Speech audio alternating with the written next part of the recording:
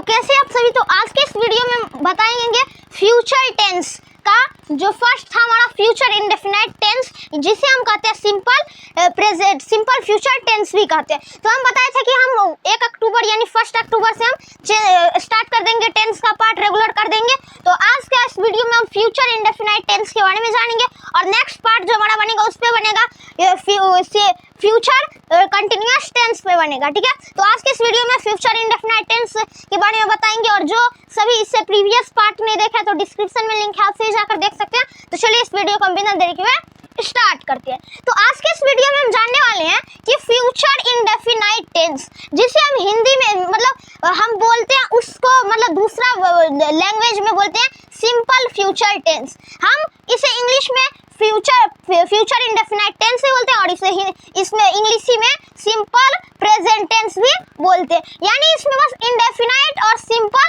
बदलता है, इस दोनों का में डिफरेंट है। क्या डिफरेंट है? यानी आज की इस वीडियो में हम भविष्यकाल पढ़ेंगे।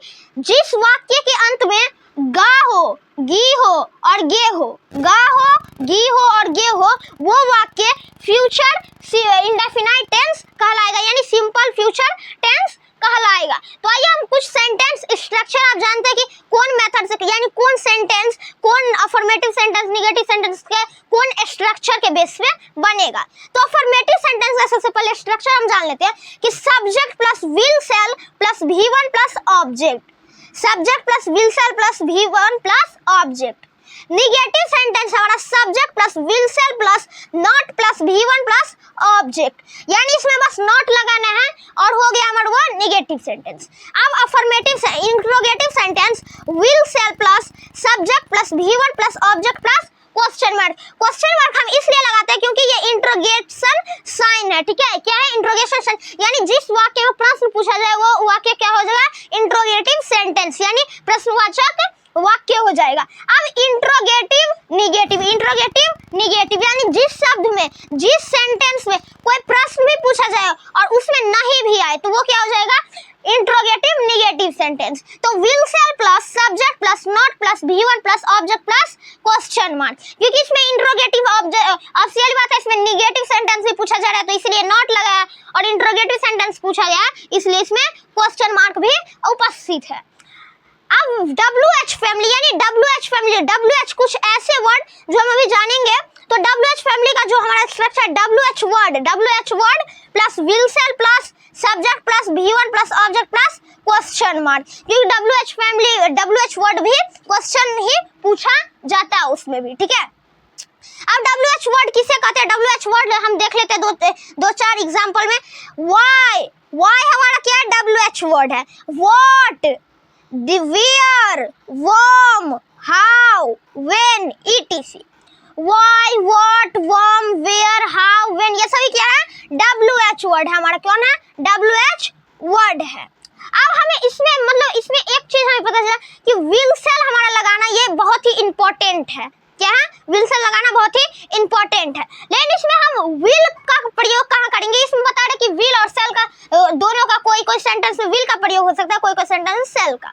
अब विल का प्रयोग हम कहाँ करेंगे और सेल का प्रयोग हम कहाँ करेंगे?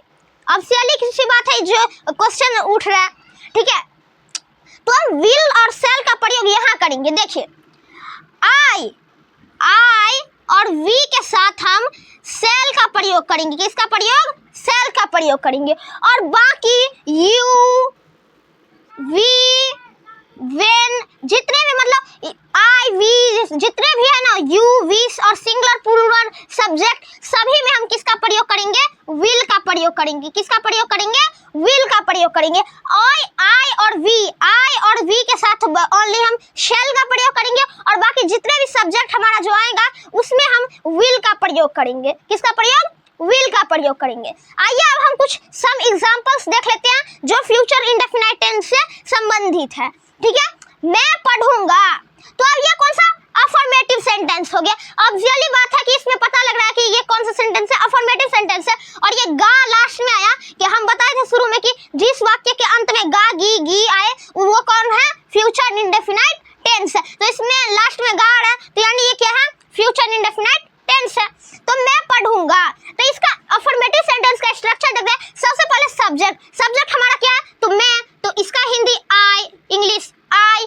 उसके बाद हम बताएं कि आई और वी के साथ सेल लगाना है, तो हम आई के साथ सेल लगाएंगे, तो आई शेल, उसका मैं पढ़ूंगा, तो इसमें क्या है V1 प्लस ऑब्जेक्ट, तो V1 इसी का बनाना है और यही ऑब्जेक्ट भी हमारा, तो ऑब्जेक्ट है, तो पढ़ूंगा का V1 क्या हो गया, रीड, तो रीड, आई शैल रीड, तो ये हमारा क्या हो जाएगा, इसका ट्रांसलेशन हो जाएगा, मैं पढ़ूंगा, आई शैल रीड, फ्यूचर इंडेफिनिट टेंस में, ठीक है। तुम कहाँ नहीं जाओगे, तुम कहाँ नहीं जाओगे, तो सबसे पहले हम ये देख लेते हैं इसका हिंदी, मतलब मैं का मतलब होता है आई, तुम का मतलब होता है यू, और हम का मतलब होता है वी, और तुम लोग का मतलब होता है यू, और हम लोग का मतलब होता है वी।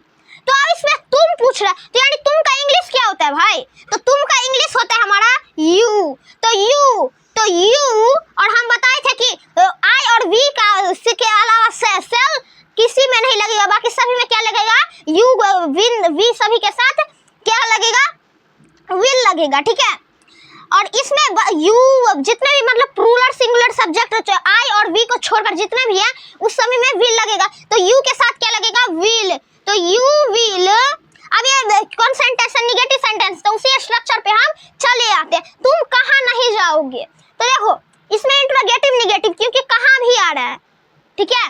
तो देखिए विल, अभी हम यहाँ पे पहले लिखेंगे यू, फिर विल नॉट, क्या not go there, not go there, इसमें क्या होता है निगेटिव, ये क्या निगेटिव सेंटेंस है, तो सब्जेक्ट है हमारा यू, उसका विल सेल लगाना है तो हम विल लगा दिए भाई, उसके बाद नॉट लगाना है तो नॉट लगा दिए, और उसके बाद V1 लगाना है तो गो का तो गो, और ऑब्जेक्ट हमारा क्या है देयर, क्या देयर, तो इसका ट्रांसलेशन हमारा क्या बन गया, you will not go there, you will not go there. अब हमारा एक सेंटेंस है इंट्रोगेटिव सेंटेंस, हम पेन से लिखेंगे, क्या हम पेन से लिखेंगे, तो इसमें क्या है, क्या हम का पहले इंग्लिश देख लेते हैं, तो हम का इंग्लिश वी है, तो क्या हम पेन से लिखेंगे, तो हम के साथ वी के साथ क्या लगेगा, शेल लगेगा, तो वी के साथ सेल, तो shall we write, shall we write with pen, shall we write with pen, और इसमें क्या लग जाएगा हमारा क्वेश्चन मार्क लग जाएगा, और यहाँ भी क्वेश्चन मार्क लग जाएगा क्योंकि इसमें इंट्रोगेटिव सेंटेंस पूछ रहा है, और इंट्रोगेटिव सेंटेंस का स्ट्रक्चर भी है विल सेल, तो सबसे पहले शेल लगा दिए, उसका सब्जेक्ट है तो सब्जेक्ट हमारा वी है उसमें, और उसका V1 क्या है हमारा राइट लिखेंगे, और उसका ऑब्जेक्ट जो हमारा पेन है, और क्वेश्चन मार्क उसके बाद लग रहा है, तो shall we write with a pen, देखिए कितना इजी से बन रहा है हमारा ट्रांसलेशन। क्या अतुल पानी नहीं लाएगा, क्या अतुल पानी नहीं लाएगा, तो ये इसमें क्या है इंट्रोगेटिव निगेटिव, यानी इसमें क्या आ गया, तो यानी इसमें प्रश्न भी पूछ रहा है, क्वेश्चन पूछ रहा है भाई, और क्वेश्चन पूछने के साथ साथ नहीं भी है, तो यानी नहीं है तो यानी निगेटिव सेंटेंस भी है, तो यानी जब इंट्रोगेटिव निगेटिव सेंटेंस पूछता है तो इस स्ट्रक्चर पे हम चलेंगे, will cell plus subject plus not plus V1 plus object plus question mark, तो will cell plus subject plus, तो विल सेल सबसे पहले लग रहा है, तो हम क्या अतुल, यानी हम बताए किसी भी आई वी के साथ किसी में शेल लगाना ही नहीं है, आई वी में बस सेल लगाना है, बाकी जितने भी नेम इट नेम जितने हुए सब में विल लगाना है, तो will Atul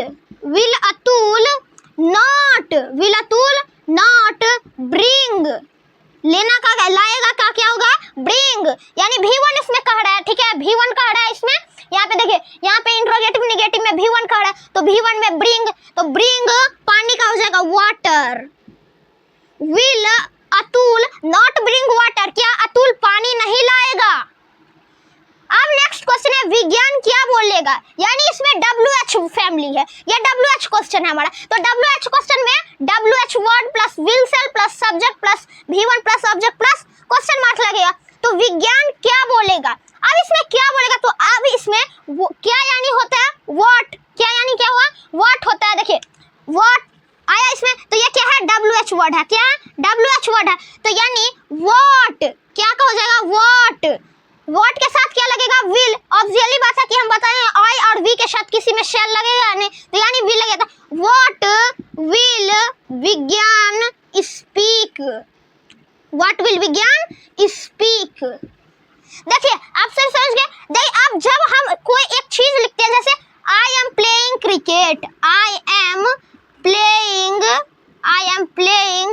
cricket, I am playing cricket. अब इसमें मैं बता रहा हूँ कि मैं क्रिकेट खेलता हूँ, मानी मैं क्रिकेट खेलता हूँ, इसका हिंदी हो गया। लेकिन हम आपको बोलेंगे कि आई प्ले क्रिकेट, आप समझ जाएंगे कि आप बोल रहे हैं, हम बोल रहे हैं कि मैं क्रिकेट खेलता हूँ। लेकिन जब हम प्रोनाउंसिएशन बोलकर ओरल में जब बोलते हैं हम कोई भी ट्रांसलेशन, तो हमारा उसमें मिस्टेक भी रहता है, तो कोई दिक्कत नहीं होता है। बट हम रिटर्न करते हैं, तो रिटर्न में अगर एम को हम हटा दिए, एम को यहाँ से हटाए, तो आई प्लेइंग क्रिकेट, यह गलत हो गया। लेकिन बट हम वैसे ही बोलेंगे आई प्ले क्रिकेट, हम ओरल में बोलेंगे तो आप समझ जाइएगा कि जो मैं क्रिकेट खेलता हूँ, आप समझ जाएंगे कि वह क्रिकेट खेल रहा है, यह बोल रहा है, ठीक है।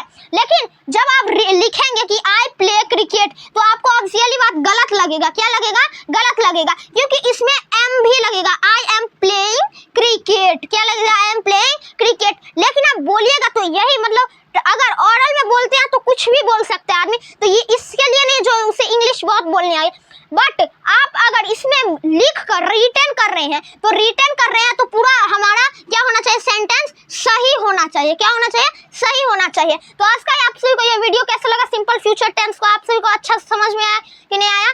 कमेंट करके जरूर बताएं। तो आज के लिए इतना ही था, तब तक के लिए थैंक यू।